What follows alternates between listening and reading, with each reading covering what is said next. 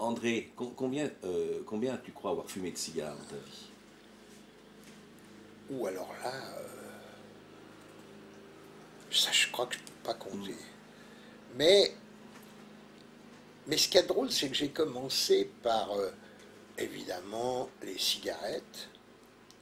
J'ai fait un chemin assez bizarre. D'abord, ici en Suisse, il y avait des Turcs ou quelques Américaines, et surtout des Turcs, et puis des Gauloises, et puis après des Celtiques, des Gitanes maïs, enfin de plus en plus gros comme modules, de plus en plus résistants, et puis finalement des cigarios, puis des cigares raisonnables, et j'en suis maintenant au double Corona, donc des cigares gros, importants, et j'attends les triples Corona qui ne sauraient tarder. Donc Tous. tu as commencé à fumer des cigares bien avant de rencontrer Ah Brecht. oui, bien avant, oui, oui. Ah oui, ça n'a aucun rapport. Les gens aiment y voir un rapport, et c'est même marrant, ça. Mais peut-être que le cigare, quand même, c'est quelque chose qui calme. Puis en même temps, c'est un adjuvant pour l'imaginaire, je trouve. Évidemment, il y a un côté, avec la nicotine, peut-être un côté exaltant, quand même. C'est quand même un alcaloïde qui développe certaines choses. Il paraît d'ailleurs que c'est très bon pour la mémoire. Euh, des statistiques médicales disent qu'il y a très peu de fumeurs qui ont la maladie d'Alzheimer. Pratiquement pas.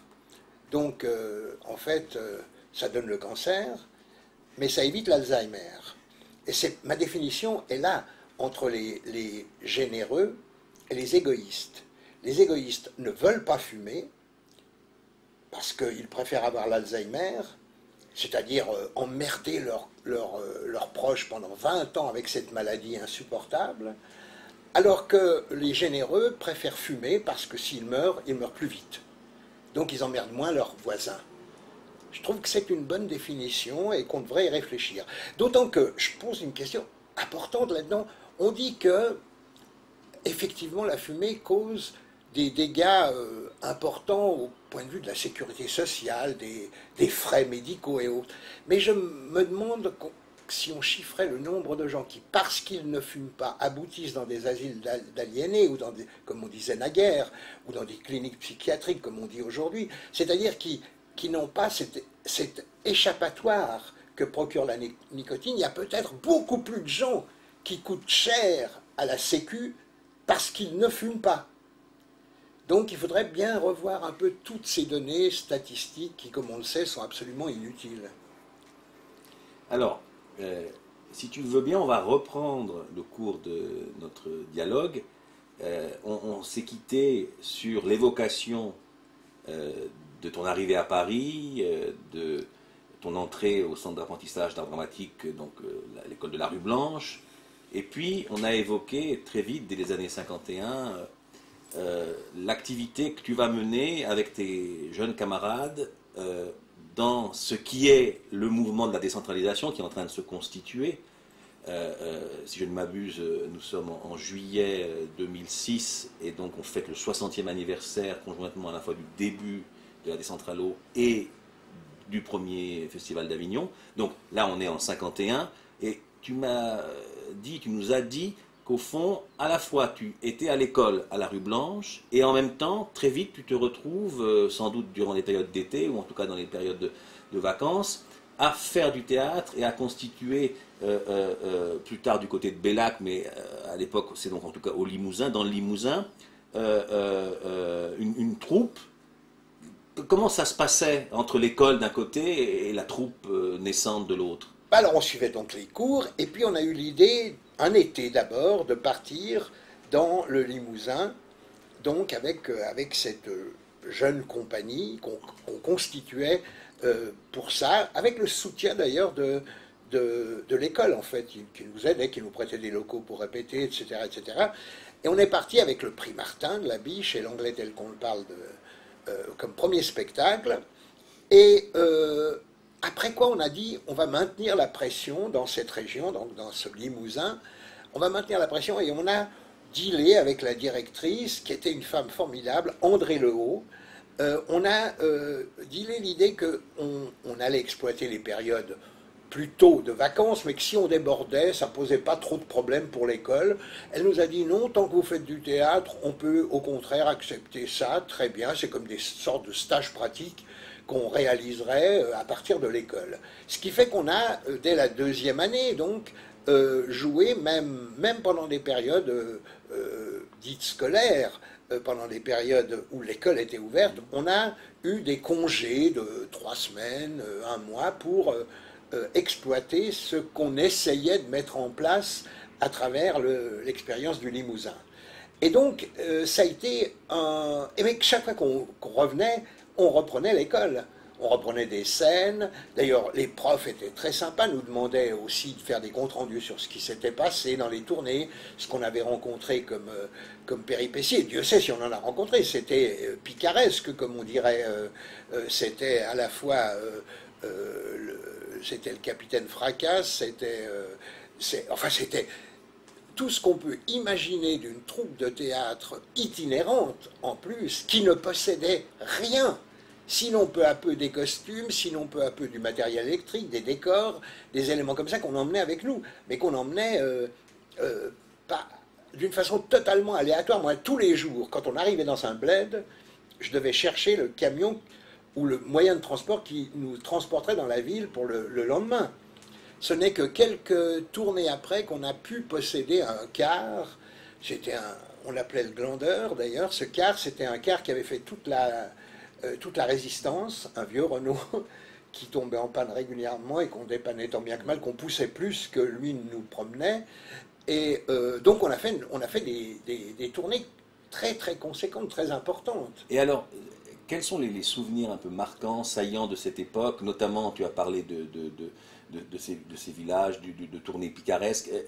Quel était le type de public? Quel était le type de rapport que vous aviez avec ces spectateurs qui, au fond, découvraient pour la plupart le théâtre? Oui, ou j'exagère? tout à fait. Alors bon, d'abord on s'est rendu compte que, sociologiquement, le public était différent selon l'importance des villes, selon le département, ça c'est très marrant, selon peut-être en même temps des accoutumances locales. Mais ce qu'il faut dire, c'est qu'il n'y avait pas la télévision à l'époque.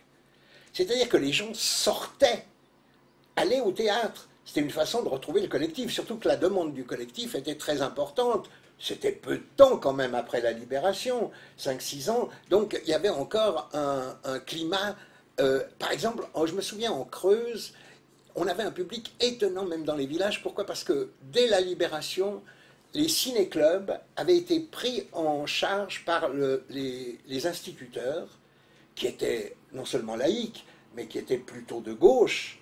Et on arrivait dans des petites villages de Creuse, avec des cuirassés Potemkin, avec la Marseillaise de Renoir, avec la règle du jeu, avec un répertoire cinématographique qui était absolument incroyable. Vous étiez donc comme précédé, introduit par le cinéma.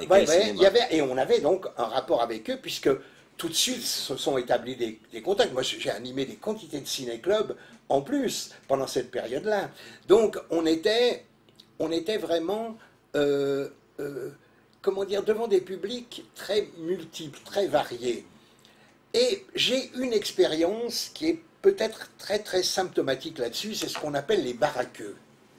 Les baraqueux que j'ai découverts là-bas, dans le Limousin, c'était des troupes qui s'installaient dans un village avec une baraque de tentes, ou parfois de bois, comme Ferranti, et ils s'installaient dans ce village, un théâtre, qui montait sur la place du village, et ils jouaient pratiquement tous les soirs de la semaine des pièces différentes. C'était chaque fois un programme différent. Ils avaient un répertoire incroyable.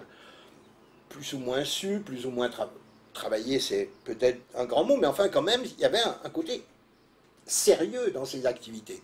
Et ces baraqueux, par exemple, s'installaient, je me souviens, à Chalais, avec Ferranti, ils étaient là depuis 3 mois quand on passait. Or, ils faisaient le plein tous les soirs. Alors le mardi, ils jouaient une pièce, par exemple, de ce qu'ils appelaient de mœurs un peu élevées.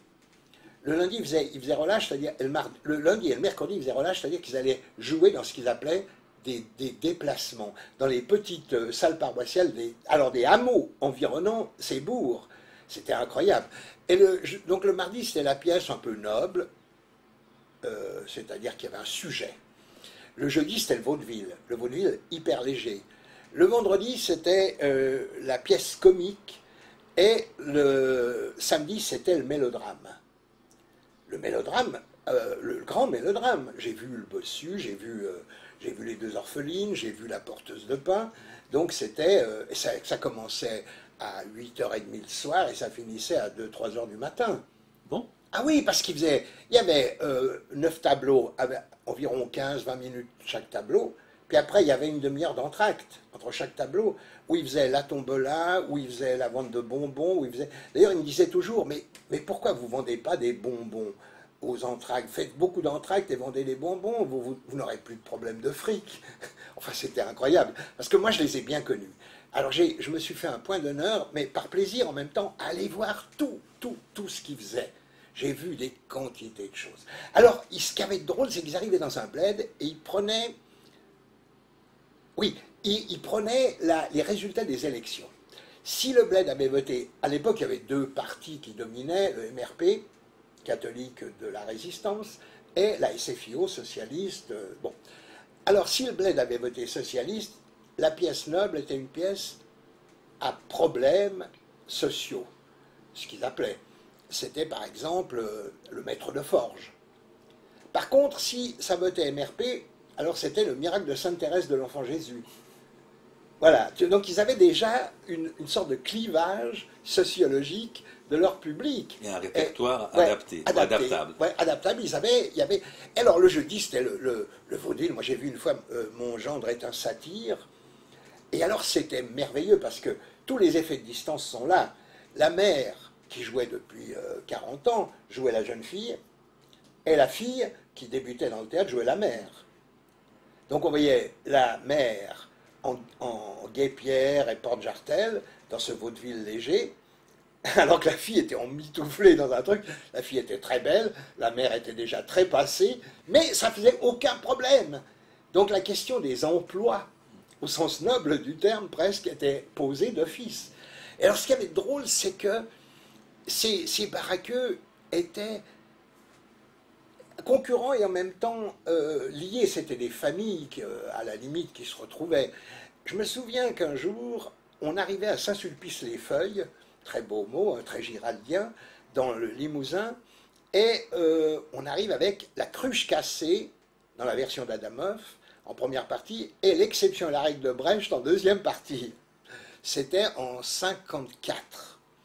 Et on arrive dans Saint-Sulpice, et Platezerbron, qui était un des autres groupes de baraqueux, était installé déjà depuis 2 mois. Et j'avais des copains parmi eux, dont un dénommé Boyer, qui était un type merveilleux que j'avais connu, donc une fois, je crois, à Saint, je sais plus, enfin, c'était dans l'Indre que je les ai connus. Et alors là, il me dit, oh putain, il était de Marseille, vous arrivez mal, putain, on est là depuis 2 mois, on a épluché le public, et tout le monde vient, et tout le monde venait. Car ce qui avait été étonnant chez ces baraqueux, c'est que tu avais les notables du coin côte à côte avec les travailleurs agricoles. C'était incroyable. Ils étaient tous là, et régulièrement, parfois, à tel point, par qu'à Chalais, les commerçants ont dû déposer une plainte à la mairie pour demander le non-renouvellement, après 3 mois, de la place, parce qu'il y avait des crédits partout. Les gens, pour pouvoir se payer le théâtre, faisaient aller chez le boulanger, chez le boucher, à crédit. Alors les commerçants étaient asphyxiés, donc, alors là, hop, ils partaient ailleurs. Et là, il me dit, alors, vous n'aurez personne ce soir. Et alors, écoutez, moi, comme on a bien travaillé, on va faire un truc. J'ai proposé, on va faire un truc, on va annuler notre spectacle de ce soir et dire qu'on vient chez vous. Alors, dans la journée, ils annoncent ça par tambour. À l'époque, c'est le tambour. J'ai un souvenir mémorable de Vial battant du tambour pour faire l'appel, parce que le tambour-major était malade, le tambour de ville était malade, comme dans Knock. Et alors, ils viennent, et ils ramènent tout leur public. On a fait une recette extraordinaire. avec la cruche cassée, l'exception et la règle, grâce à eux. Donc tu vois, il y avait un côté sympa. Et Boyer me disait, oh, putain, on a envie de faire votre théâtre. Alors, plus tard, ils ont monté, il dit, on va essayer. Alors ils ont essayé de monter Le Médecin malgré lui. Puis il dit, voilà, ça n'a pas marché, hein. On a fait un four, mais peut-être qu'on n'était pas très bon pour le jouer. Puis il me dit, mais écoute, c'est quand même le théâtre qui m'intéresse. Un jour, je quitterai la baraque et je viendrai travailler. Et un jour, je suis chez moi à Paris, rue Saint-Vincent-de-Paul. Là, on est dans les années fin 50, début 60. Alors un peu plus, 3-4 ans plus tard, oui. Et il me dit, putain, je suis ton homme. J'ai quitté la baraque, je viens de travailler dans le vrai théâtre. Et il se trouve que je montais le ping-pong d'Adamov pour Méral, qui était à Reims à l'époque, et je le distribue dans le vieux. Je me fais un coup de force, je dis, ouais, je te distribue dans le vieux. Il y avait Clévenot, qui venait de sortir de l'école, qui jouait Victor, il y avait Olivier Perrier qui jouait Arthur, Morsat, bon, il y avait une très belle distribution, et il vient jouer le vieux. Et je me souviens, il le jouait merveilleusement. Et il me disait tout le temps, putain, ta pièce, j'y comprends rien du tout. Mais alors, j'ai un plaisir à la jouer extraordinaire.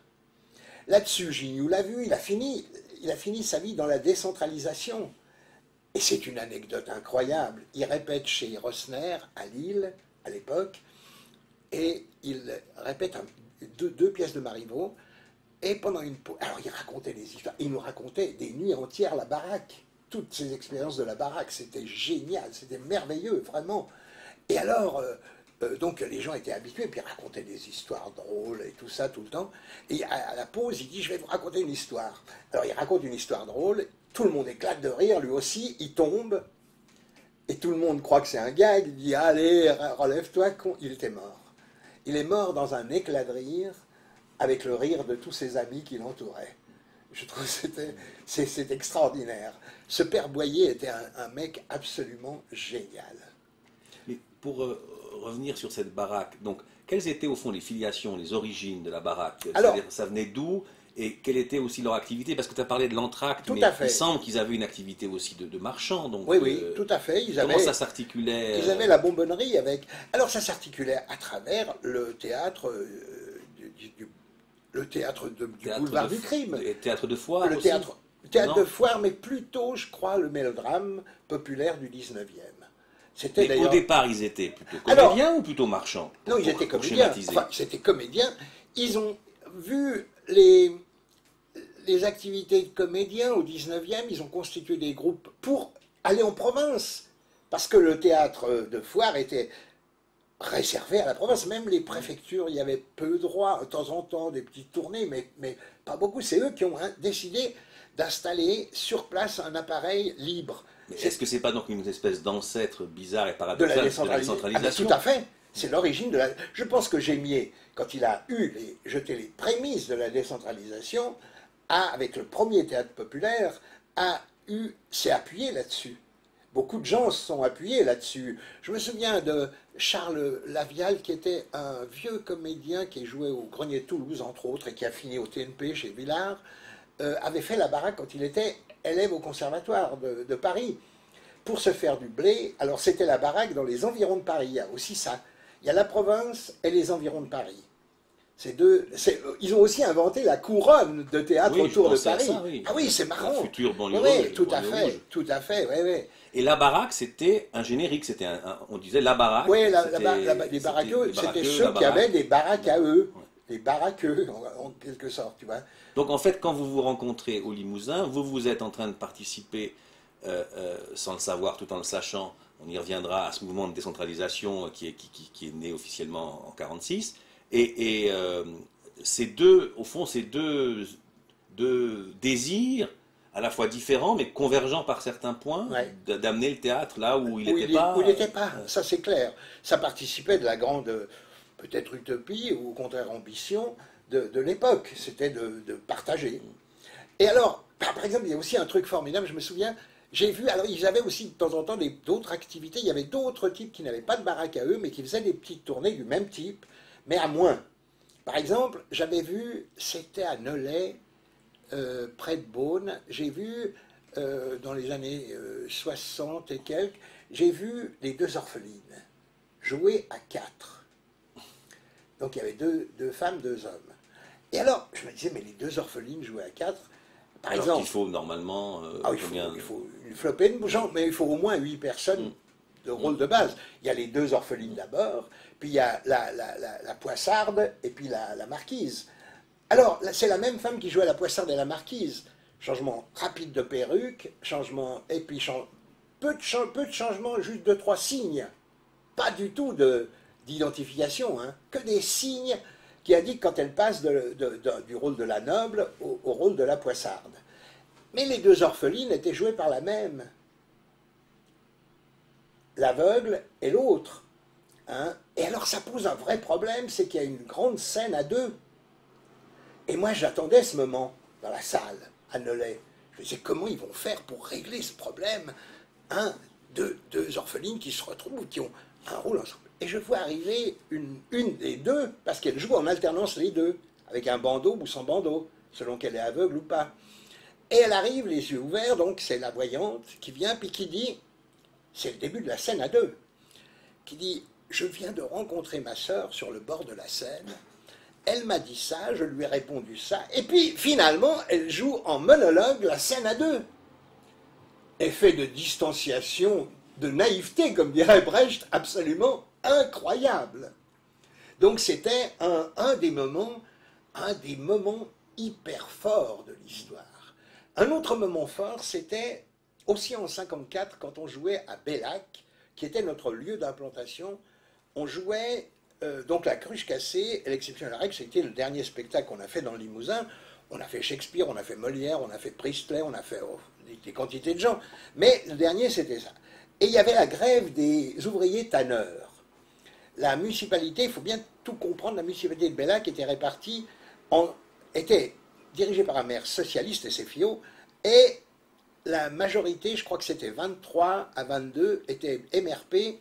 Donc le MRP avait élu un maire socialiste parce qu'il était professeur d'histoire géo à Paris, tu vois, dans un grand lycée et tout ça. Donc bon, des combines. Mais les tanneurs étaient en grève parce qu'ils gagnaient vraiment très... Ils étaient exploités d'une façon... Or, le patronat était MRP, bien sûr. Hein. Et alors, on joue au cinéma Le Paris, à Bellac, on joue La Cruche cassée à l'exception. Et on se dit, puisque les commerçants font des quêtes de soutien, ils donnent aux chômeurs, tu vois, enfin aux grévistes, pardon, la grève était dure, elle durait depuis 3 mois, et ils les nourrissaient, enfin bon, nous on s'est dit, on va les inviter au spectacle. Ils sont venus. Et à la fin de l'exception et la règle, ça a été extraordinaire. Parce qu'il y avait un grand escalier qui descendait du cinéma Le Paris jusqu'à la route du Dorat, et un escalier Potemkin. Et à la fin, tous ces grévistes qui étaient venus avec leur famille gratuitement, et qui avaient réagi au quart de tour à l'exception et la règle, ça avait été vraiment formidable, avec énormément de dignité. Ils sont sortis les premiers, puisqu'ils étaient au fond, et ils sont mis, au lieu de partir, ils se sont mis en rangée des deux côtés de l'escalier, en croisant les bras. Et quand les notables, qui étaient là aussi, il y avait le sous-préfet, il y avait le commandant des CRS, etc., du coin, ils ont vu ça, ils ont eu peur, ils ont eu un moment de recul, puis finalement, il y a un ouvrier qui a dit « Laissez-les passer, ils ont trop honte ». Et ils sont descendus dans le silence, avec cette foule immobile, donc ni bienveillante ni malveillante, apparemment sans réaction, simplement les regards. Ça a été un moment. Le lendemain, j'ai été appelé par le maire qui m'a dit « Ah non, il faut l'interdire. » Et j'avais une matinée scolaire là-dessus, le lendemain. Il dit « Non, je vous l'interdis. » Alors je téléphone à l'inspecteur d'académie à Limoges, qui dit « Mais le maire n'a pas le droit d'interdire un truc comme ça. Non, non, il faut le faire, faut le faire. » Alors il me dit « Bon, alors on va le faire, mais je vous demande de faire des coupures. » J'ai dit « Des coupures? Mais on ne peut pas, on n'a pas le droit, il y a la société d'auteur. » Alors qu'on tripatouillait les textes. Mais bref, non, non, on ne peut pas. Et il a eu cette réplique sublime, oui, mais en jouant. un comédien peut bien avoir un ou deux oublis. C'est génial, non? Comme idée de la censure. Spéculer sur le lapsus. Hein? Et alors bon, alors j'ai fait un truc formidable, comme c'était Bellac, et que c'était marqué le séjour, la ville natale de Giraudoux. Il y a passé 2 heures, puis après ils sont partis. Hein, bref, mais il a fait toute sa pub là-dessus. Et alors, dans la nuit, j'ai sélectionné dans une seule pièce de Giraudoux, le supplément Voyage de Cook, toutes sortes de répliques. Et c'est génial la pièce. Il faudra la monter un jour, parce qu'elle est formidable. Supplément Voyage de Cook, j'ai sélectionné, je vais arriver le lendemain, c'était l'après-midi qu'il y avait la matinée scolaire, je lui dis, bon, voilà, moi, par exemple, des répliques comme ça, est-ce qu'on les coupe ou est-ce qu'on les coupe pas?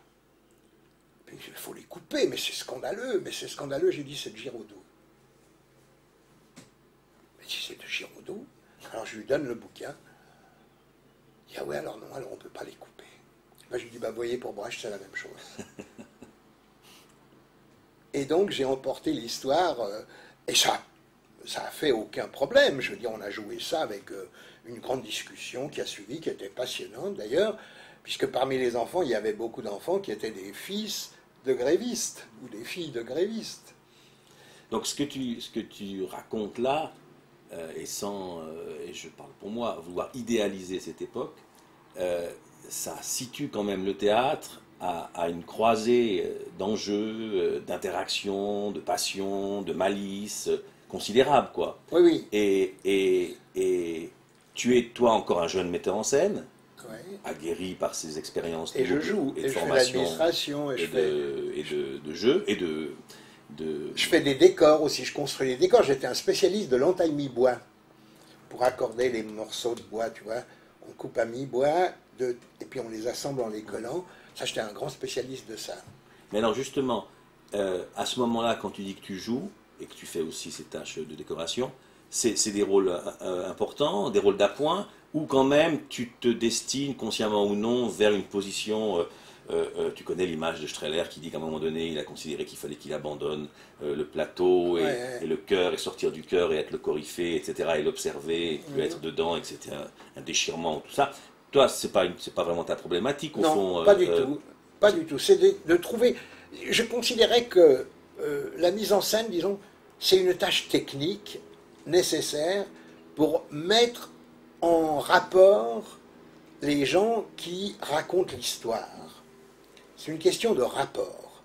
C'est-à-dire établir les positions que chacun doit avoir dans la narration d'une histoire. Mais pas plus. Je veux dire, il n'est pas question pour moi de dire il faut de l'énergie, il faut montrer ton originalité, tout ça, non. Il faut raconter une histoire qui puisse intéresser les gens, peut-être qu'ils puissent leur faire mieux comprendre le monde et mieux lire le monde autrement que la domination idéologique veut nous faire lire. C'était tout. Donc la tâche était importante, mais elle était liée uniquement au problème du jeu. Ce n'était pas une tâche à spectacle. Je veux dire, il ne fallait pas faire un spectacle du metteur en scène, comme maintenant, où il n'y a plus que ça maintenant. Hein, d'ailleurs, on ne va plus voir une pièce de Molière, on va voir une pièce de Lassalle ou de Depardieu. Donc il y a un changement important qui s'est accompli. Simplement, on était là pour essayer... Alors bon, peu à peu, pour des raisons techniques, j'ai essayé, dès que je suis rentré après à Paris et on a arrêté en 1955 la compagnie du Limousin, parce qu'on était à bout, quoi, eh bien... je me suis dit, non, je ne vais plus me consacrer qu'à la régie, comme disait Jean Villard, hein, qu'à la mise en scène et l'accompagnement technique qu'il y a autour. Donc ça, c'était un choix. Mais c'est un choix, disons, plutôt technique. Rationnel. Oui, plutôt lucide. qu'idéologique. Oui, ça n'a pas été un déchirement. Non, pas du tout, pas du tout. Je me suis dit, il faut peut-être consacrer plus de temps à ça, puis c'est tout. Et c'est à ce moment-là que tu fondes donc la compagnie André Stégel. Voilà, qu'on a créé, et c'est ce qui nous a amené à travailler peu à peu, donc le concours des jeunes compagnies, puis après avec François Mestre, qui était le fils d'A.M. Julien. A.M. Julien était un personnage étrange. Hein. Pour la Suisse, c'est marrant parce que quand on dit le duo Gilles et Julien, c'était lui, Julien. A.M. Julien, qui a dirigé le théâtre Sarah Bernard à Paris, et qui a eu l'idée, avec son assistant Plançon, de créer le Festival international de Paris, qui a été l'ébauche du Théâtre des Nations. Et c'est là que Brecht est venu en 1954, au Festival international. Et en 1955, au Théâtre des Nations, puisqu'entre-temps, le Théâtre des Nations a été créé. C'est là et moi, j'ai travaillé tout de suite après, avec François Mestre. Et donc, on avait une salle de répétition au Sarah Bernard, tout en haut, derrière l'amphithéâtre. Julien nous avait filé une salle pour qu'on répète dans son théâtre. Alors on était un peu protégés, un jeune collectif, hein, avec... il y avait François Mestre, il y avait Brassailles souvent, il y avait Serge Bourrier, avec qui j'ai beaucoup travaillé, qui était un type merveilleux, à la fois comédien, assistant, décorateur, enfin tout. Il était vraiment un type très très bien, qui était venu avec nous dans le Limousin déjà. Il y avait enfin plusieurs personnes qui sont venues, Juliette Braque, François Chedin, enfin que j'avais déjà connu aussi dans le Limousin, puis après au Théâtre de Bourgogne. Et ce qui est étonnant, c'est que là-haut, on avait accès direct au théâtre. C'est-à-dire que on pouvait voir toutes les répétitions d'en haut, toutes les répétitions de tout ce qui se passait au Théâtre des Nations. Et puis même au Théâtre Sarah Bernard, dans la saison que L'actuel Théâtre de la Ville. Voilà, l'actuel Théâtre de la Ville. Et alors c'est là où j'ai eu la deuxième expérience, après le Limousin, et les baraqueux et le public populaire, ma deuxième grande formation continuée, comme on dirait, ça a été la chance d'assister aux répétitions, je dirais, d'à peu près toutes les grandes troupes du monde. Puisque, rappelons-le, c'était ça la fonction de ce festival, voilà. Inviter à Paris les metteurs en scène et les troupes les plus représentatives, voilà, les plus représentatives dans le monde. Mais qui venaient ici et qui répétaient leur fin de répétition, l'adaptation au plateau, donc, etc. C'était pas un accueil donc c'est mécanique. Voilà, c'était pas un accueil mécanique. Il y avait des répétitions réellement. J'ai vu le Berliner répéter, j'ai vu Bergman, j'ai vu le Théâtre d'Art de Moscou, j'ai vu les Américains marchent dans le O'Neill. Enfin, bon, j'ai vu nos Japonais, j'ai vu des folklores africains, j'ai vu. Enfin, j'ai assisté à des centaines et des centaines de répétitions de toutes les troupes du monde. À partir de cette salle de répétition, voilà. où vous-même prépariez d'autres spectacles. Alors, on préparait des spectacles qui allaient dans des spectacles d'ailleurs de sensibilisation aussi culturelle, comme dans la suite de ce qu'on faisait, qui allaient dans la région de Chartres et des environs, c'est-à-dire l'Eure-et-Loire, le Loir-et-Cher, etc., etc. Et là, ces spectacles, on les jouait régulièrement aussi. Et ça, c'était la compagnie André Stégère. C'était là, on était de nouveau les comédiens de Paris. C'était la compagnie de Mestre. C'était un mélange des deux. D'accord. Moi, j'animais avec François Mestre cette histoire qui était un de mes comédiens, un de mes grands comédiens, qui jouait Wenceslas dans le Précepteur. Et alors, donc là, cette vision des répétitions de l'Opéra de Pékin, de toutes les troupes, plus les spectacles qu'on voyait presque tous les soirs, on était là tous les soirs, c'était formidable comme accueil, comme vision des choses. C'était vraiment extraordinaire. Ça a été voir Visconti travailler la Locandiera avec un jeune comédien qui s'appelait Marcello Mastroianni.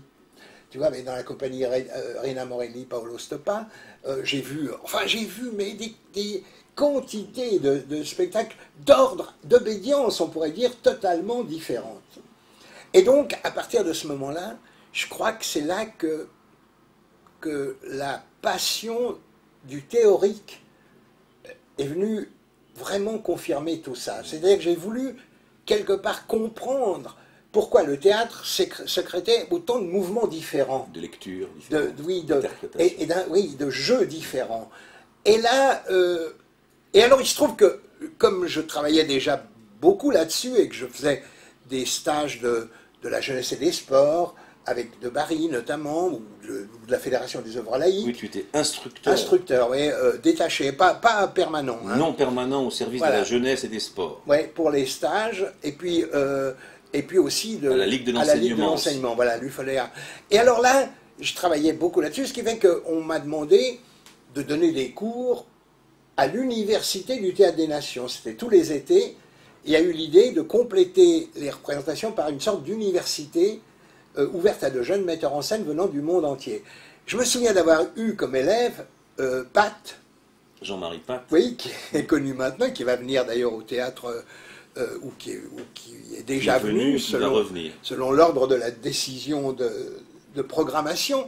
Et Lavelli, que j'ai eu après, qui m'a demandé après de faire d'être assistant observateur de la Bonne Âme de Sichuan que je montais en 60 pour Villars, au Récamier.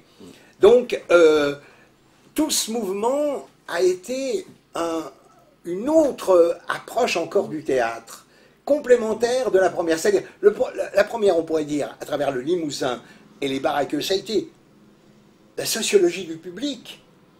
Qu'est-ce qu'un public attend du théâtre? Et puis, la deuxième partie, ça a été, mais comment peut-on faire des théâtres? Parce que théâtre des nations, c'est pas les nations qui devraient se mettre au pluriel d'abord.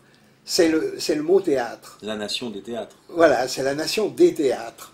Et ça, c'est un élément, je crois, complémentaire, important. C'est-à-dire que c'est pourquoi je peux difficilement séparer l'effet de réception, voire même d'herméneutique, d'interprétation au sens général du terme, donc l'effet sur le public de la production elle-même.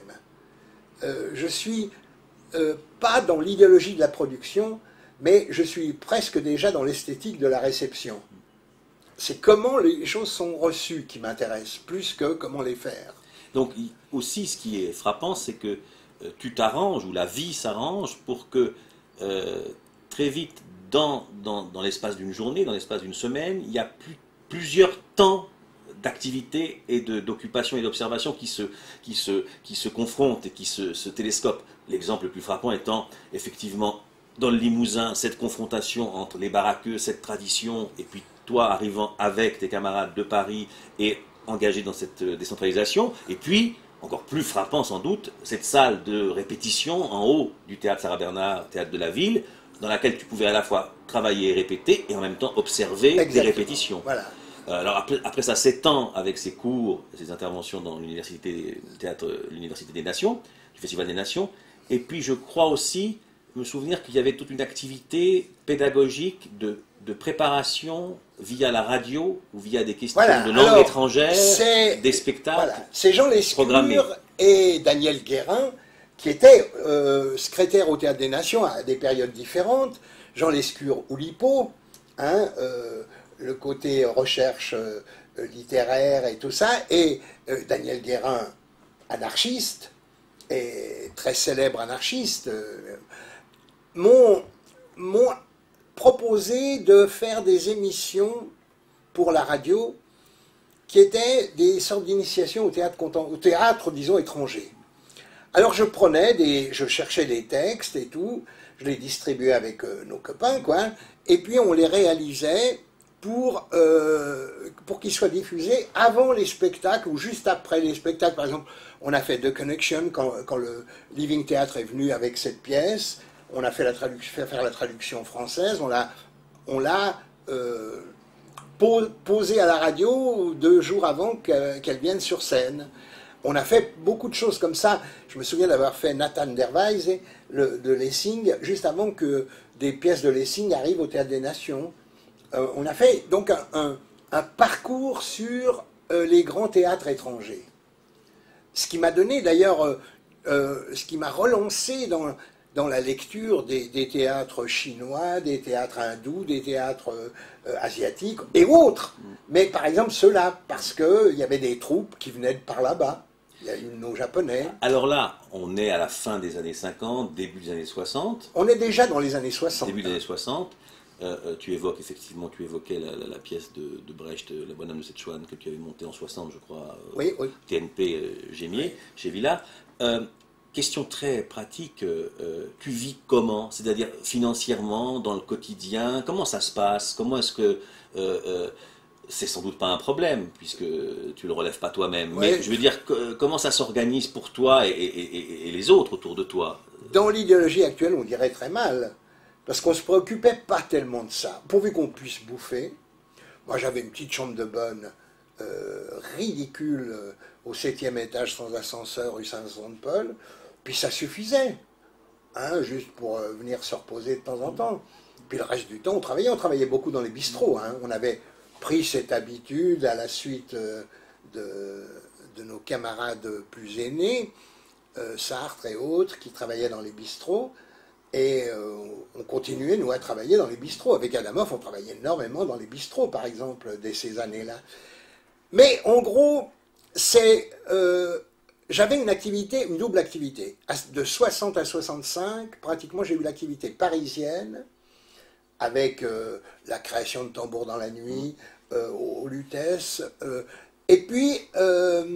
Ouais, tout en étant en Bourgogne, Ah là, c'est ça, voilà. Tout dans en les mêmes étant années, hein. dans la décentralisation, avec souvent d'anciens camarades qui avaient fait le Limousin, avaient formé eux-mêmes des groupes ailleurs, comme Fournier au Théâtre de Bourgogne. Et alors, j'allais maintenant faire des mises en scène dans les centres dramatiques, plus ou moins officiels ou plus ou moins officiels, de la province. Et c'est cette double activité que j'ai eue pendant assez longtemps. Et j'y ai mis fin pratiquement dans les années 65, puisque là, je suis parti plutôt du côté de la province. Hein, j'ai fait vraiment là, ce qui fait que quand j'ai quitté Paris pour la province... Avec Farquhar, peut-être, centre de la Courneuve. Alors, la Courneuve, c'est encore à Paris, Oui, ça. je sais, mais c'est sans doute après ce spectacle. Après ça, oui, après ça, Ouais. je suis parti alors plus Il y a eu résolument... le Turcaret aussi. Oui, parce que, pourquoi aussi? Parce que je suis devenu de plus en plus, dès 63 ou 4, oui, 63 je crois, je suis devenu de plus en plus attaché à l'école du théâtre de Strasbourg. C'est ça. Où je faisais une mise en scène par année, en gros, soit à Strasbourg, soit au Théâtre Populaire de Lorraine, qui collaborait avec Gignoux à Strasbourg. Et en même temps, j'allais donc enseigner beaucoup à l'école. Mais quand même, avant de venir sur cette période, si tu permets, et la Suisse? C'est-à-dire, qu'est-ce que c'est la Suisse? Qu'est-ce que c'est Genève pendant toutes ces années-là? Est-ce que tu y penses? Est-ce que tu y Mais reviens? Est-ce que tu as des rapports? J'y pense forcément, je reviens voir mes parents régulièrement. Et puis, Rochet, au théâtre de l'Atelier, qui est situé dans un théâtre de Genève que tu connais peut-être, Saint-Gervais, me demande de venir faire une conférence sur Brecht, parce qu'il présente en troupe d'amateurs, avec le théâtre dit de l'Atelier dont Sapristi, il me demande de venir, il présente le Grand Peur du Troisième Reich, et il me demande de venir faire une grande conférence sur Brecht. Il y avait aussi la venue d'un quartet du Berliner avec Schall et tout ça. Bon, bref. Et alors, je viens faire cette conférence. Là, on est en 63, 64. Hein, oui, ouais. Je viens faire cette conférence à Genève, et là, c'était un clash terrible. On s'est engueulé, enfin, avec un critique de droite. Il y a encore des gens qui s'en souviennent, hein, comme Jeannet, qui avait vu ça et qui me dit ça a été un moment extraordinaire. Et donc, je reviens de temps en temps jusqu'en 70, où je reviens plus nettement parce que Vachou me demande de venir faire une mise en scène d'un Shakespeare dans la cour de l'Hôtel de Ville et pour la Comédie, qui était dirigée à l'époque par Talmès. Donc je suis revenu à partir de ce moment-là régulièrement en Suisse. Pour repartir dans les années 50, donc les années de Bellac, de la Rue Blanche, du Théâtre des Nations, donc même avant ce retour en 63 à l'Atelier à Genève, ma question était aussi de savoir si la Suisse pouvait représenter quelque chose. Ça ne faisait pas le poids, il n'y avait pas d'attraction possible. Écoute, je suivais ce qui se faisait, la création de Carouge, l'ancien Carouge. Je suivais quelque chose, mais j'avais suffisamment à faire pour ne pas m'occuper de la Suisse. Donc tu étais vraiment immergé, comme Genevois émigré à Paris, tu te sentais pleinement accepté comme tel et de plein pied. Totalement. Ce qui fait que maintenant encore, et en France et en Suisse, les gens croient que je suis français. il y a beaucoup qui découvrent avec surprise que que j'ai un passeport à croix blanche. Mais autrement, non. Mais c'était une préoccupation pas, fond. Je crois que je te l'ai dit une fois dans un interview que tu avais réalisé il y a très longtemps pour Domaine Public, que le problème du pays, pour moi, c'était la langue. Pour tout va bien. Oui, voilà. Et alors donc, la langue, c'est le pays pour moi. Les frontières, c'est l'État. Et puis, l'idéologie qui en découle, c'est la nation. C'est tout. Mais le pays, c'est la langue, et moi, je me préoccupais de la langue. À la limite, pour moi, la Suisse romande n'était pas la Suisse. C'était la France. Hein. C'était vraiment... C'est la langue qui constitue le ciment sociologique. C'est pas l'idéologie de la terre. Hein. Comme je le disais à l'époque, la pomme de terre qui vient de Fern et Voltaire, quand elle est à bouffer, m'intéresse tout autant que celle qui vient d'Appenzell. Hein. Donc le problème n'est pas là. Pour moi, donc, c'était... je me documentais. Quand je revenais ensuite, j'allais voir des spectacles, ici ou là. Mais en tout cas, on ne te proposait pas d'y travailler. Dans les années 50, tu avais cette activité quand même assez intense déjà à Paris et en province, et au début des années 60, Saint-Gervais mis à part, on ne te proposait pas d'y venir. À l'époque, tu étais même considéré dans le métier comme un traître. Ah bon? Ah oui, c'était très mal vu de partir. C'était très mal vu. Et tous ceux, y compris François Simon, je me souviens, m'engueulait, mais quelques années plus tard, ils ont fait leur vraie carrière en France. Donc, c'était, tu vois, pour moi, c'était secondaire, c'était des petits accrochages inutiles, quoi. Non, ce qui m'intéressait, en fait, moi, je pense que quand on fait un métier comme celui-là, en tout cas, ou les métiers qui travaillent sur la signification et sur la signifiance, comme aussi l'écran et autres, il n'y a pas de pays. Le pays, c'est ce qu'on fait. Donc, c'est ce travail-là qui nous situe géographiquement autant qu'historiquement. Donc, on est dans cet espace-là. C'est ça qui me paraissait pour moi le plus important.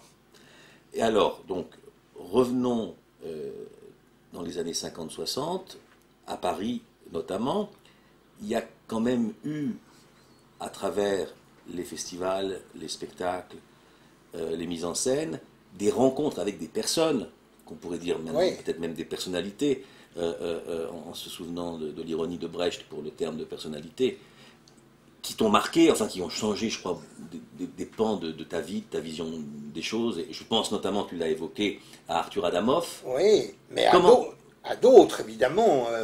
Il y a qui y a alors quels sont les gens qui t'ont marqué dans le contact, autant que dans l'œuvre, hein, je veux dire, mais tout à fait. Là, je dirais sans être people, ce qui m'intéresserait, c'est la dimension du contact. Non, il y a des gens que j'ai connus, des gens que j'ai connus très peu, mais qui m'ont beaucoup marqué, parce que j'ai eu des rencontres avec eux, par exemple au cours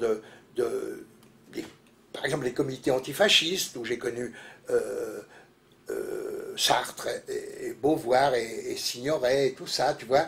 Il y a eu, mais comme ça, pas trop, mais suffisamment pour bien... j'ai suivi des conférences de Sartre dans des universités populaires qui m'ont appris beaucoup de choses. Par contre, il y a aussi des gens avec qui j'ai travaillé, mais on était à la rue Blanche, si tu veux, quand je dis, c'est très drôle, mais dans ma classe, il y avait des gens comme Serres, hein, Jacques Serres, qui vient d'avoir le Molière d'honneur. Il y avait Marielle, il y avait Ogeret, dans la chanson, il y avait Emmanuel Riva, il y avait... Enfin, je ne peux pas tous les citer, il y avait Bedos, hein, qui débutait, qui était un jeune homme très timide, qui n'osait pas parler en public, presque. C'est drôle quand on dit ça. Enfin, il y avait des tas de gens, plus d'autres gens autour que tu rencontrais. Au cours du Théâtre des Nations, j'ai eu la chance de pouvoir assister à des entretiens, à des conférences, voire même, comme j'étais un peu lié avec la revue Théâtre Populaire et l'Arche, même des rencontres de dramaturges autour de Brecht, hein, en 54 et en 55. Puis après, en 56, sans Brecht, en 60, quand ils sont revenus sans Brecht, mais avec, il y avait Tenchert, il y avait Hopman, il y avait... Bon, et donc rencontrer des gens comme ça, et plus... Bon, Streller, je l'avais connu déjà en Suisse pendant la guerre, quand il était venu exilé ici. Je l'avais vu jouer d'ailleurs avec la compagnie Maritz, donc je le connaissais depuis longtemps. J'ai vu pratiquement, il me disait un jour, tu es un de mes spectateurs privilégiés car tu as vu toutes les versions d'Arlequin. C'est vrai, j'ai vu les versions successives d'Arlequin, un peu partout. Et ça, c'est un truc incroyable. Mais alors bon, j'ai dit, si tu veux, tu as des rencontres comme ça qui sont importantes parce que tu les prolonges, tu vois, il y a des gens formidables aussi qui ont un journaliste Jacques Poulet qui était un type merveilleux et tout ça, Leonardini aussi, des gens comme ça que tu rencontres, avec qui tu entretiens des discussions, puis ceux avec qui tu travailles un peu plus, comme Adamov, comme tu vois, bon, c'est peut-être pas, comme tu dis, pour éviter de tomber dans le people, c'est simplement à signaler pour qu'on voit que tu ne peux pas t'être fait tout seul. C'est impossible. Et c'est pas pour faire état de gens que tu connais, c'est pour montrer qu'on construit ensemble des choses, donc on se construit soi-même ensemble avec eux.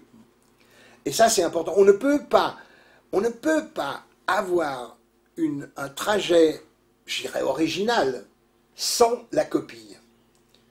C'est-à-dire sans pouvoir être à saisir, et eux non plus. Parce que toi, tu peux copier des gens, mais eux te copient aussi.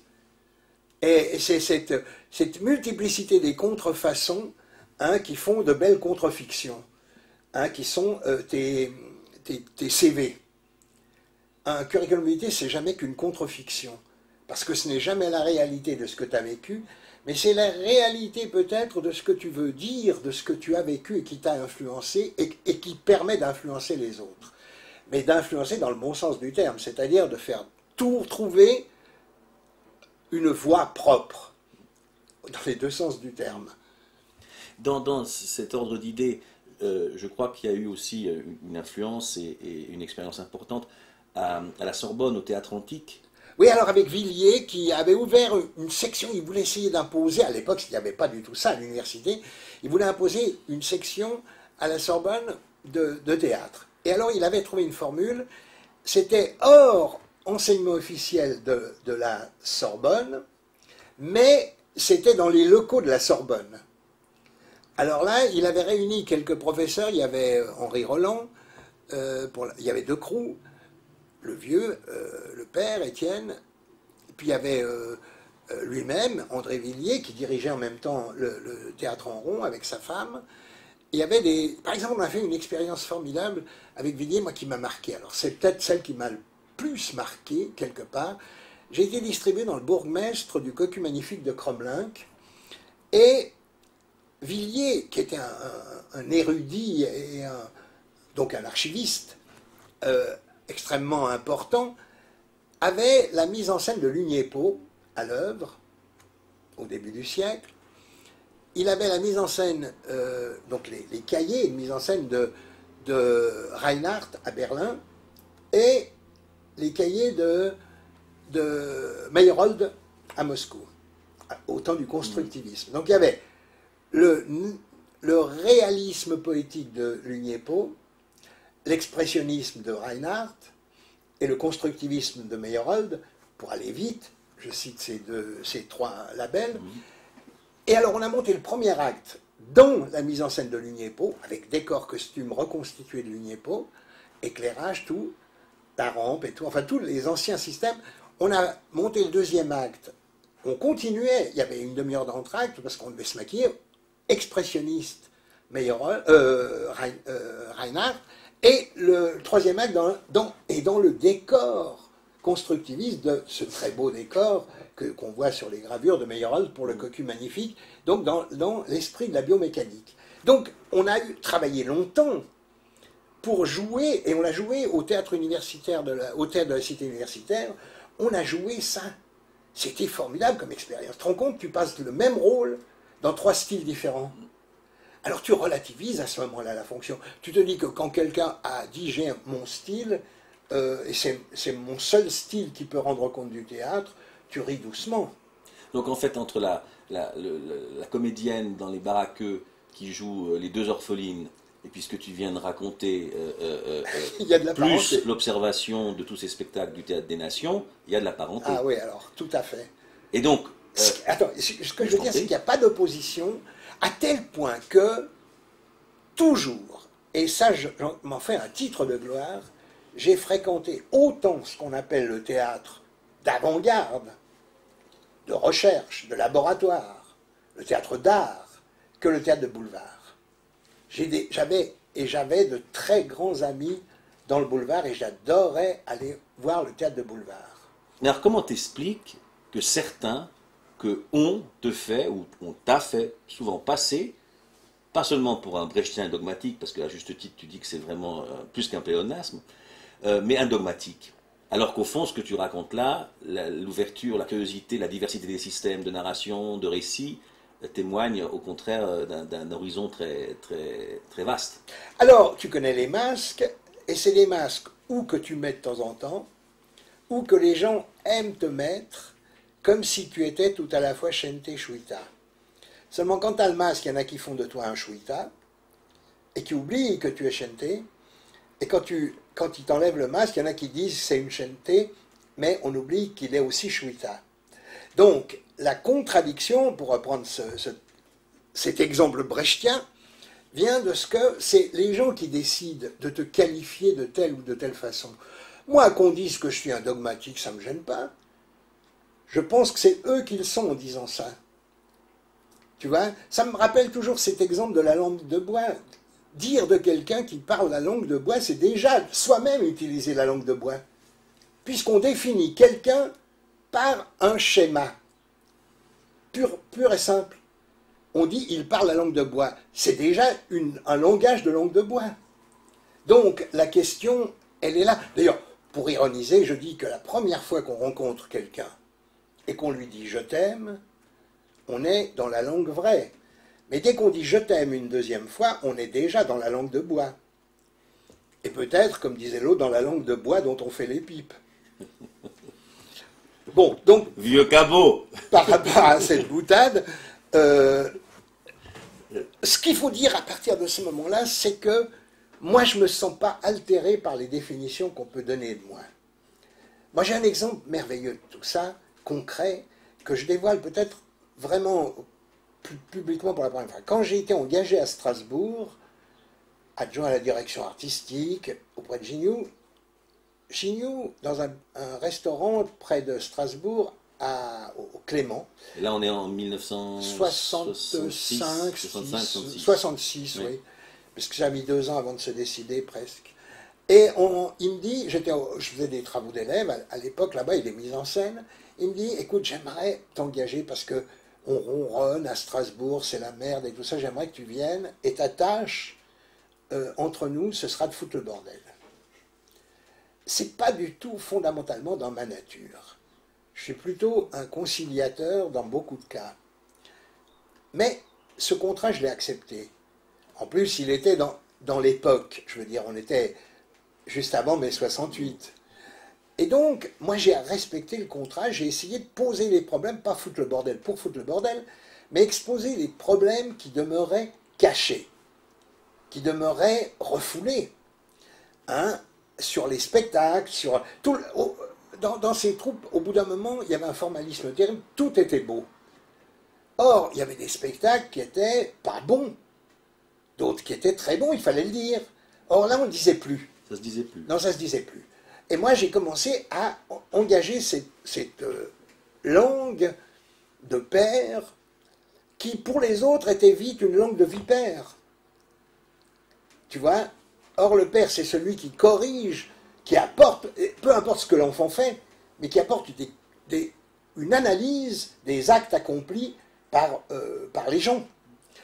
Et c'est ce que j'ai essayé de faire, et tout ça. Et pratiquement, avant d'aller plus loin, ça s'organisait comment? Là, tu es engagé comme membre de la direction du TNS, Voilà. et aussi comme adjoint, ou en tout cas enseignant. Ouais, oui, toujours, oui, Non, enseignant. mais metteur en scène. ce Oui. pacte ou cette proposition, Oui. ce contrat qui Oui, te fait j'avais- là, Pour concrètement... accepter ce poste, j'avais concrètement des engagements à l'école et des engagements comme metteur en scène. Avec d'ailleurs, en plus, quelque chose de formidable de la part de la direction de Gignoux, c'est que quand je faisais des mises en scène dans d'autres jeunes troupes, par exemple, eh bien, le TNS, je touchais tant dans ces jeunes troupes, moins qu'au TNS, mais donc on enlevait mon moi du TNS, mais le TNS me donnait la différence que je perdais en allant faire, en me disant, mais de toute façon, en allant travailler ailleurs, tu apprends des choses que tu nous communiques après, donc on te paye une partie. Ce qui fait que si, tu vois, c'était très élégant. Oui, c'était très élégant. Mais par contre, quand, après mai 68, dans les années 70, il y a eu le résultat de tout ça, et la reprise en main par disons, un courant politico-culturel très précis. Donc on m'a désigné comme étant celui qui avait semé le bordel au TNS. Ce qui fait que j'ai été mis en accusation de quelque chose. Et ce que j'ai pas supporté à ce moment-là, et c'est un titre d'honneur de ne pas l'avoir dit à l'époque, c'est que je n'ai jamais fait allusion au contrat tacite qui nous liait avec Gignoux, mais ce qui m'a déçu, c'est que lui ne l'a pas dit. C'est qu'il a fait comme si on s'était rien dit, comme si j'avais pas été engagé pour ça. Alors là, bon, moi j'ai renoncé donc à me battre pour ça parce que je trouvais ça trop injuste. Est-ce que tu as été mis en accusation? Oui, c'est-à-dire en disant oui, mais ça a été le bordel à cause de ça, tu vois, à cause de cette parole ouverte. Mais si on reprend, puisque tu l'as évoqué, et qu'on est dans la fin des années 60, et que dans notre cours pas d'histoire, mais de l'histoire, on est finalement dans un mouvement où les engagements personnels et puis l'histoire avec 68 se recoupent parfois. Comment tu t'es mis en place, tu l'as dit, dire les choses, dire comment étaient les spectacles, d'accord. Mais du point de vue de l'école, comment tu t'es mis en place ce programme de semer le bordel, de foutre le bordel? Mais moi, je ne foutais pas le bordel. L'école était conçue par Saint-Denis et perpétuée par Soria Magito et par Lefebvre, et c'était le réalisme anglais. Moi, j'arrivais simplement avec le courant brechtien, ou disons, plus... Bon, c'est le structuralisme aussi. Oui, il y avait le structuralisme, le marxisme, le freudisme, enfin bon, etc., etc. On amenait tout ça. Et alors les élèves se déterminaient par eux-mêmes. Hein, y en a qui disaient, voilà, c'est ça. Muller, par exemple, Dominique Muller, le dramaturge d'André Engel, dit encore dans la revue du TNS, c'est celui qui a apporté quelque chose de nouveau. Bon, alors les gens se déterminaient, c'était leur choix. Moi, ça, je m'en foutais. Mais l'école se scindait en deux. Il y avait deux clans, en quelque sorte. Hein, dans la même revue, Pieler dit un peu le contraire, hein, que de Muller, tu vois. Ça, ça fait partie du jeu. Qu'est-ce qui fait que c'est devenu intolérable alors pour la direction? Non, c'est pas ça, c'était une manœuvre. Hein. Non, ça a été une manœuvre. Il y a eu, bon, je le sais maintenant, parce que j'ai eu depuis des aveux de personnes qui tout d'un coup sont venues faire leurs aveux, en quelque sorte, que ça a été monté avec Borde notamment, enfin bon, avec la reprise en main de l'Alsace par l'UDR à l'époque. Donc il y a eu une double manœuvre.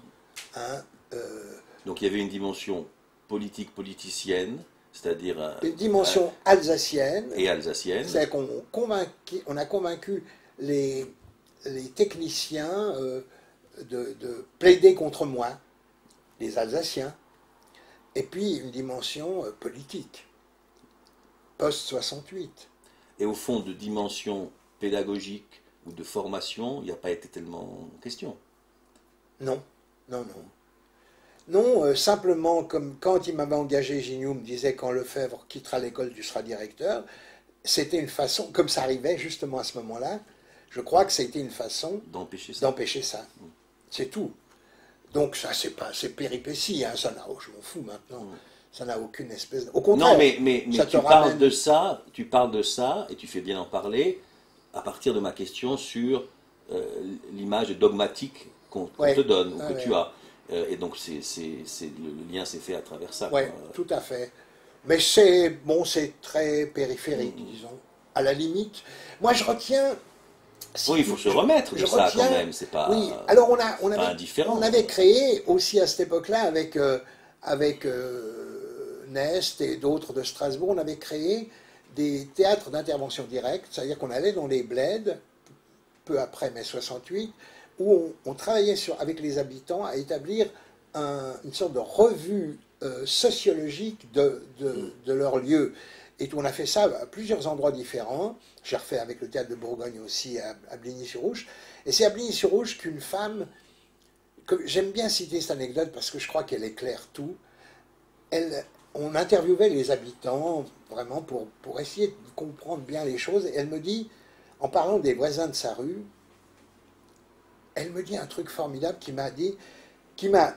elle était inculte, pratiquement, mais elle avait du nez, très brave dame, qui me dit, elle parle des voisins, elle me dit, leur vie leur est tellement familière qu'elle leur devient incompréhensible.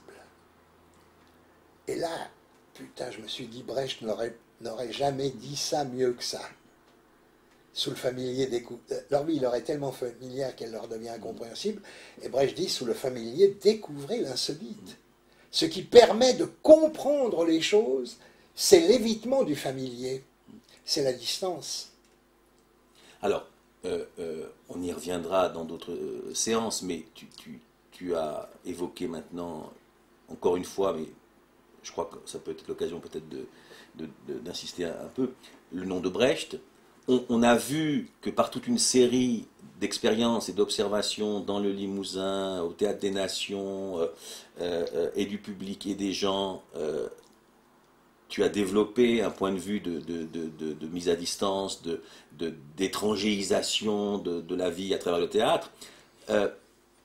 Ça, c'est ce que tu as fait toi. À partir de quel moment, et peut-être même avant le Théâtre des Nations, même certainement, tu entres en contact avec l'œuvre de Brecht? La première fois que tu as entendu parler du nom de Brecht. Alors bon, je le cite souvent, c'est que quand, à la création du théâtre de Poche à Genève, on jouait La Putain respectueuse de Sartre dans la mise en scène de Gittel, avec François Simon, avec André Faure. Donc c'est 47-48 ça. Ouais, voilà. Et on construisait les décors nous-mêmes, on les peignait et tout, avec Bodiol et tout ça. Et je me souviens que mes ancêtres, les comédiens un peu plus âgés, William Jacques, qui nous aidait, avec François Simon, chantaient les chansons de l'opéra de Quatso. C'est ça. Alors, ces chansons, ça m'a vraiment... Ils chantaient toutes les chansons. Et en français, évidemment. En français. Alors, ça m'a fait tilt. Et puis après, j'ai vu l'opéra de Quatso, les deux versions, Pabst, la version française, puisqu'il tournait toujours en deux versions, à l'époque, à la version allemande. Ça m'a vraiment passionné. Puis est paru dans la revue Théâtre Populaire de Sartre une traduction d'un dénommé Beno Besson et de Geneviève Serrault de L'exception et la règle. Alors j'ai lu ça, dévoré ça, et je me suis tout de suite mis à travailler dessus, en me disant un jour je le montrerai. Et puis je l'ai monté très vite après dans le Limousin. Non, mais je sais que tu es à Paris. Hein. Ouais. Donc la lecture de ça, c'est à Paris. Tu es arrivé à Paris. Voilà. Et puis après, donc dans le Limousin, je réalise L'exception et la règle en 54. Et à ce moment-là, en 54, quand tu montes cette pièce, est-ce que tu as déjà des références au corpus théorique de Brecht? Oui, alors parce que dès que j'ai découvert L'exception et la règle, c'est un peu mon travers, j'ai commencé à accumuler des tas de documents à droite et à gauche. C'était une époque où j'arrivais encore à lire l'allemand. Je l'ai abandonné en 62, pratiquement complètement, et maintenant je sais presque, je peux encore lire des trucs, mais je ne sais plus, ça m'intéresse. Mais tu l'as abandonné consciemment? Oui. j'ai abandonné tout ce qui n'était pas le français, qu'on m'avait inculqué à l'école, plus ou moins, ou dans la vie. Je me suis dit, le français est une langue tellement difficile à travailler qu'il faut se spécialiser. L'histoire de l'échantillonnage des langues, je ne suis pas l'ONU, et ça ne m'intéresse pas d'être l'ONU. Ça m'intéresse d'accuser, de même que ça m'intéresse pas... Non, mais l'allemand, ça aurait pu être intéressant pour toi par rapport à Oui, Brecht, notamment. bien sûr, mais je préférais comprendre Brecht en français. Parce que je me suis dit, moi, finalement, quand j'ai une œuvre étrangère, ce qui m'intéresse, c'est la traduction qu'on en a faite. Et c'est ce que je joue. Je ne joue pas. Il y en a qui vont passer des heures à corriger la traduction. Mais ça n'a aucun intérêt. Autant en faire alors carrément une autre. Pourvu qu'elle soit conséquente en elle-même. Même s'il y a des trahisons de pensée, ça c'est autre chose. Non, mais des trahisons de pensée, c'est une chose. On connaît la belle formule de Vitesse, que c'est pas la trahison de pensée. Là, c'est que toute traduction est une trahison, mais c'est à un certain niveau. Il peut y avoir simplement de mauvaises traductions. Oui, donc si mais tu es tu les face à prends ça, pas. Mais tu les prends comment pas. tu les repères? Uniquement par rapport aux critères de la langue française. Uniquement par rapport aux critères de la langue française. C'est ça que je veux dire, justement. C'est ça qui m'intéresse. C'est que c'est le média qu'on exporte. C'est pas les intentions du média. L'interprétation n'est jamais faite par la scène. Celui qui interprète au théâtre, c'est le spectateur. Le vrai, quand on est comédien et qu'on lit un texte, on l'interprète. C'est-à-dire qu'on en tire une version. Mais une fois qu'on l'assume, le texte matériel représenté par la scène, image et son, est interprété par le spectateur. Au théâtre, il n'y a qu'un seul interprète, c'est le spectateur. On a tort de dire qu'un comédien est un interprète. Hein? C'est pas un interprète, du tout, du tout. C'est un passeur de signes. C'est tout à fait autre chose. Revenons donc à Brecht. En 54, tu montes l'exception et la règle dans le Limousin. En 54, c'est la première venue du Berliner Ensemble. Exactement. Si je ne m'abuse. Au théâtre Sarah Bernard, Festival des Nations. Donc j'avais vu les spectacles au printemps 54, j'avais vu les spectacles. C'était pas encore. Tu le montes avant ou tu le montes après? Après. Donc tu vois Mère Courage ouais. et après tu montes l'exception et la règle. Donc, tu l'avais programmé. Il y avait Mère Courage, il y avait La Cruche cassée et il y avait 3 spectacles du Berliner. Bref, enfin, ouais. ça se retrouve. Et donc, à l'époque, quand on lit les textes, que ce soit les textes les plus intelligents, les plus érudits, Dort, Barthes... Ouais, parce que je travaillais avec eux. Hein. Quand on y reviendra, bien sûr, ou quand on voit les commentateurs de l'époque, presque toute tendance idéologique confondue, on a vraiment l'impression que ça a été à la fois un coup de foudre, un coup de semonce, enfin, une sorte de choc énorme et de réception sans distance. Ouais, alors attends. Qu'en est-il de ça? Je fais une précision. En 54, on devait téléphoner aux gens dans la journée pour leur dire venez voir un spectacle ce soir, exceptionnel. Bon, tu crois, bon. On faisait difficilement les salles pour le Berliner. Ce qui n'était pas le cas des autres spectacles du Festival des Nations? Non, ou bien ce qui n'était pas tout à fait le cas des autres, ceux qui étaient connus. Ouais. De nom. Il faut bien dire qu'effectivement, il n'est pas connu, le théâtre vient de s'ouvrir, il s'est ouvert en 54, ouais, en 54 officiellement à Berlin. Le festival, donc en plus c'est un théâtre c'est tout à fait neuf. Neuf. Et alors, personne ne venait, donc on devait se bagarrer, faire de la retape. En 55, un an plus tard, on devait dire aux gens, leur téléphone en disant ne venez pas ce soir, c'est plein. Donc ça s'est joué en une année. En une année. Et tu sais pas. Et bon. Est-ce que et toi, si tu, bon, maintenant, vraiment, revenons, on est toujours avec toi, et revenons à ta perception. Est-ce que tu as eu vraiment une fascination, une excitation totale? Non, mais est-ce que c'est venu petit à petit? Est-ce que, comment... Non, c'est plus que ça. C'est dès le départ, ça a été... Mais... Donc dès la lecture des textes, tu veux dire? Oui, déjà. Bon. Mais après... Quelle est la grande différence mais au Berliner, quand tu vois les spectacles? C'est que c'est l'aboutissement de quelque chose qu'on rêve, mais qu'on ne sait pas que ça pourra se voir un jour sur une scène. Il y a une telle complémentarité entre tous les éléments du spectacle, sans tape à l'œil. Parce que de nos jours, on est pour la pluridisciplinarité au théâtre. On mélange la vidéo, on mélange le cinéma, on mélange la musique, la danse, et tout ça, c'est de bon ton. C'est aberrant pour moi. C'est aberrant. C'est comme si, à table, tu as des plats superbement cuisinés et on te les met tous dans la même assiette. Tu as des problèmes de goût. Eh bien, au théâtre, tu as les mêmes problèmes de goût. Non, mais cette question du choc des genres, elle est bien antérieure à l'époque contemporaine. Non, mais les elle années est... 20, Pourquoi? Dada, Mais le constructivisme, ils ont non, développé avec... ils l'ont développé tout à fait autrement. Certes, oui, mais c'est... C'est ça le problème, c'est qu'ils l'ont développé en montrant, par exemple, Dada, ce qu'il y avait d'extraordinaire, ou dans les collages, c'est que tu avais tout dans la même assiette, mais séparé.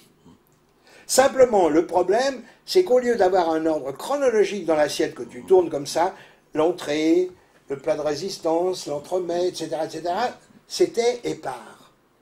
Et tu dois reconstituer, toi, la chaîne que tu veux avoir de signification. Mais là, maintenant, de nos jours, c'est un brouet infâme. Je reviens volontiers sur le aujourd'hui, mais quand même, j'aimerais, si c'était possible, que tu ne fasses pas une lecture trop rétrospective, enfin pas a priori, rétroactive, pardonne-moi. C'est-à-dire que, qu'est-ce qui te frappe, tu étais parti là-dessus, quand tu vois, sans te référer à aujourd'hui, si tu veux bien, quand tu te souviens de ce que tu as vu, que le la théâtre, Mère Courage, voilà, que le théâtre et le jeu, le cercle, le théâtre, le jeu est prioritaire. Que la vraie question, c'est de savoir qui parle au théâtre et non pas qui a de l'énergie, non pas qui bougeotte. Qui parle au théâtre, c'est la question fondamentale pour savoir comment on parle nous dans la vie.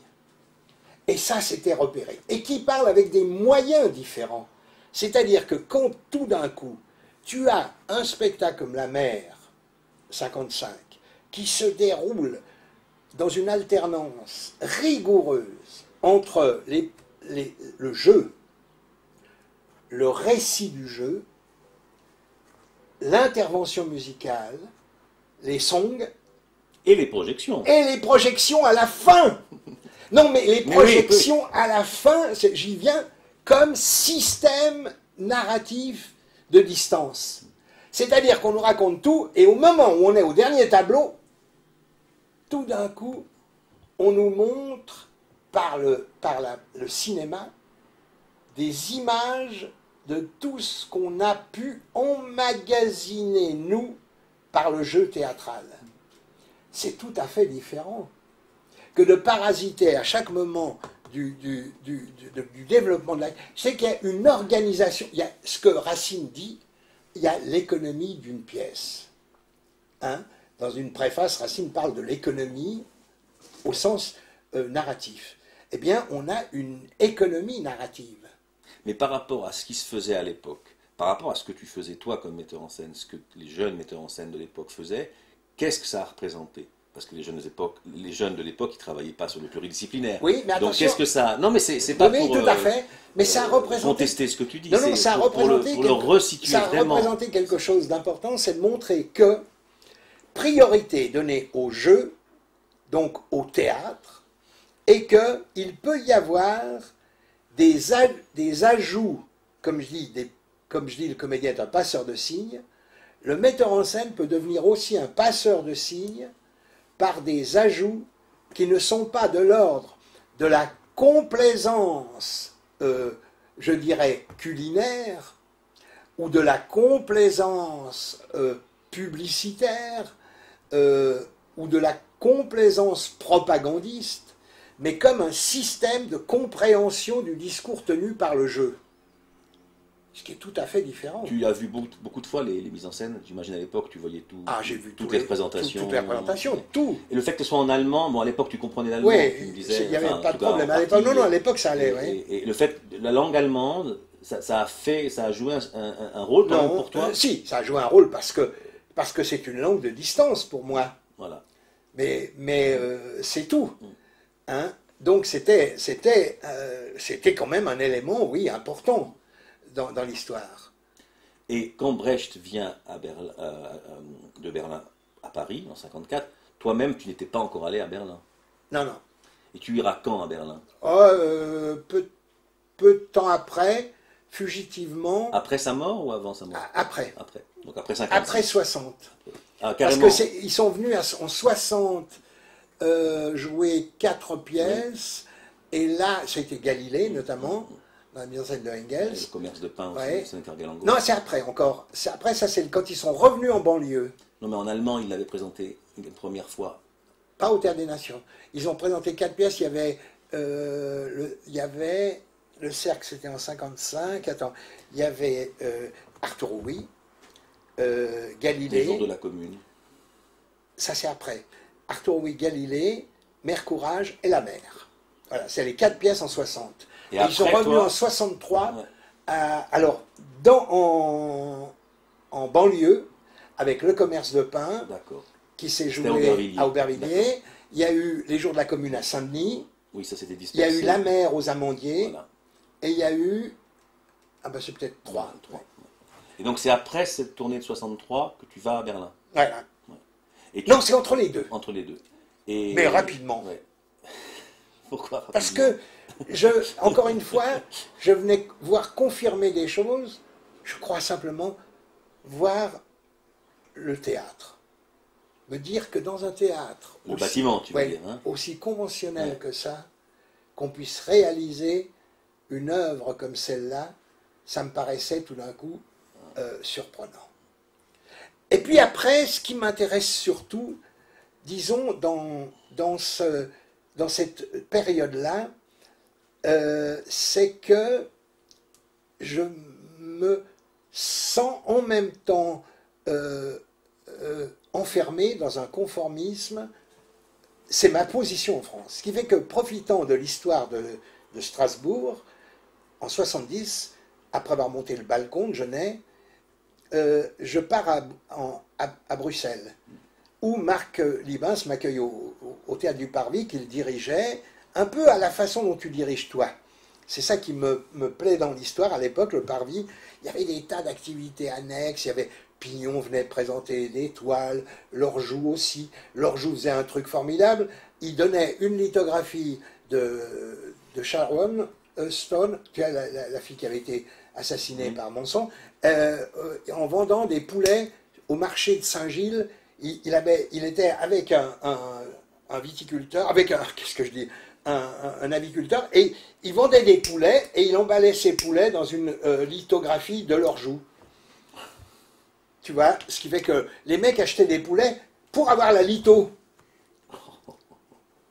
Hein? Non, mais je dis, il y a des tas d'activités comme ça, des actions, comme on disait, tu vois, et il y avait des semaines de cinéma cubain. La semaine de cinéma cubain au Parvis, pour moi, elle est formidable, parce que ce jour-là, on a reçu des caisses de cigares cubains de l'ambassade pour nous remercier de faire une séance du cinéma cubain.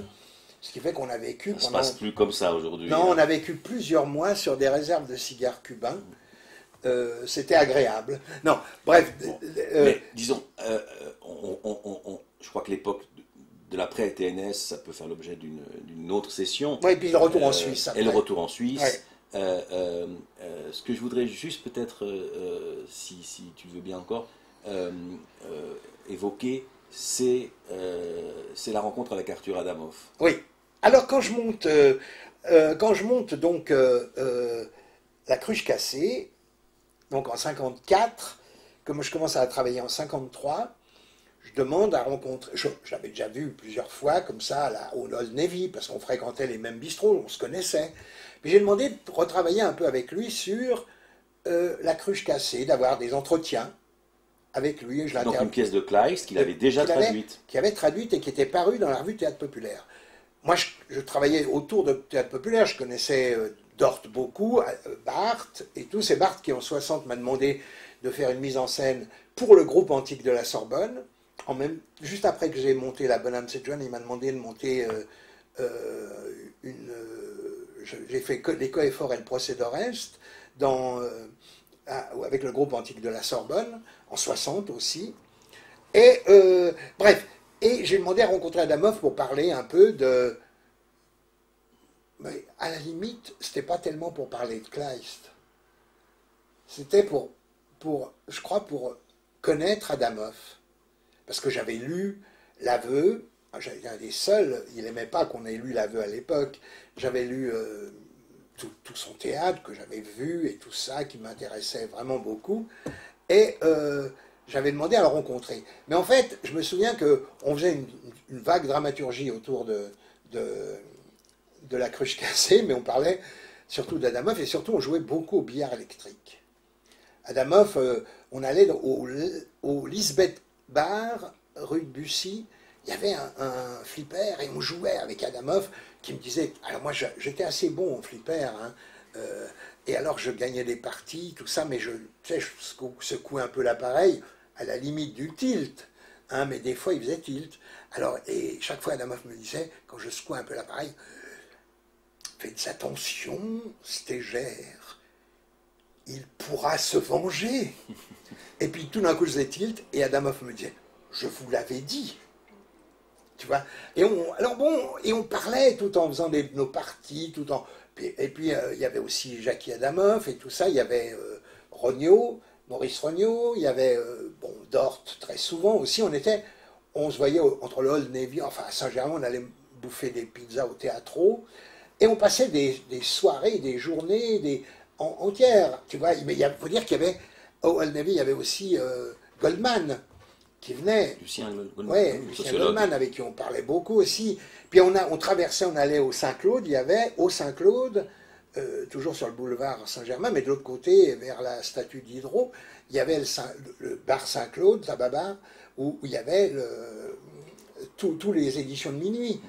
Duras, enfin tout le... Mais là encore, sans vouloir enjoliver les choses, et donc je parle à nouveau pour moi, c'est frappant de voir quelle capacité dans des espaces-temps assez restreints, des géographies de quartiers, ou même pas de quartiers, de rues, bon, il y avait une possibilité de rencontre, une probabilité de rencontre, pour parler comme Gatti, enfin, il y a des possibilités, des probabilités énormes. Tout à fait.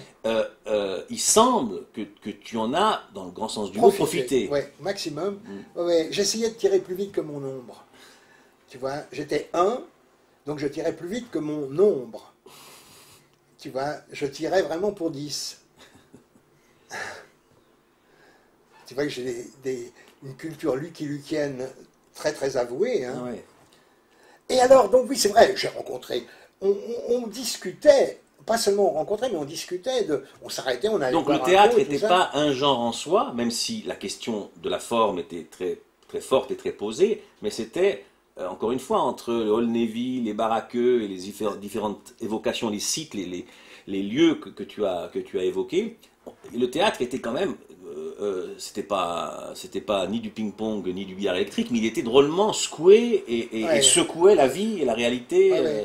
C'était pas pris comme un genre protocolaire. Et pourquoi? Je crois que ça participait d'une seule chose, c'est que ce qui était intéressant, ce qui est toujours intéressant pour moi, c'est pas la pensée elle-même, alors que c'est important, mais c'est l'action de la pensée. À la fois l'action de penser et l'action que la pensée peut engendrer. Et le théâtre, il est entièrement là. Si il n'y a pas de pensée dans une pièce de théâtre, et si on ne montre pas comment cette action de pensée est pensée, donc comment on pense l'action de pensée, et si on ne montre pas comment cette action de pensée peut provoquer en retour un acte de pensée, ce qui est le phénomène de la réception pour le spectateur, pour moi, c'est pas intéressant. Mais la vie n'est pas intéressante à ce moment-là, c'est pas seulement le théâtre. Si on dit que le théâtre c'est la vie, c'est en ça. C'est pas parce qu'il est une fausse reproduction de la vie. Hein? Puisqu'après tout, au théâtre, on ne représente jamais qu'un monde possible, et pas un monde réel, hein? Et qu'on ne présente qu'une pseudo-réalité. Donc, ce qui serait la définition claire du théâtre, quoi. Tu vois?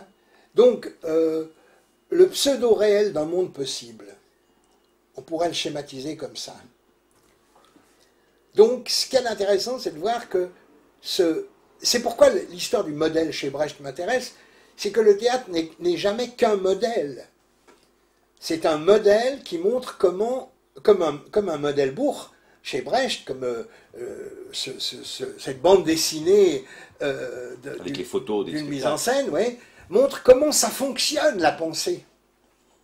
Et pas ce qu'on pense. C'est pourquoi Brecht échappe complètement à la catégorie d'un théâtre de propagande.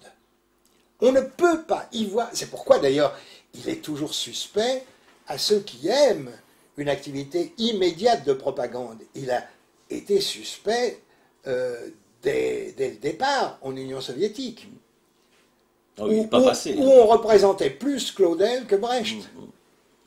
Avec Taïrov, par exemple, qui représentait Claudel plus que Brecht. Alors que c'est pas du tout. Pourquoi? Parce que je dirais que c'est un art de la suspicion. C'est pourquoi il convient bien à l'ère du soupçon, comme dirait Nathalie Sarraute, qui est l'ère que nous traversons actuellement. Aussi bien du point de vue artistique que du point de vue philosophique. Dès que quelque chose est avancé, il est mis en soupçon, c'est-à-dire que non seulement il est mis en soupçon, mais ce qui est avancé est déjà un soupçon. Il y a déjà de la suspicion dans tout acte de pensée, dans tout acte d'action, dans tout acte de présence.